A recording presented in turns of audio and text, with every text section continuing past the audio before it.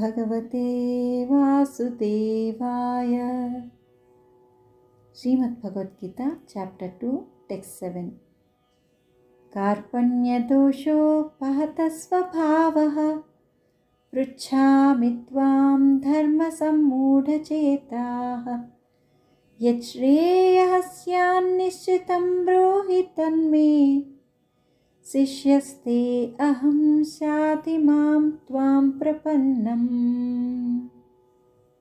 Arjuna said to Krishna, "Now I am confused about my duty and have lost all composure because of miserly weakness.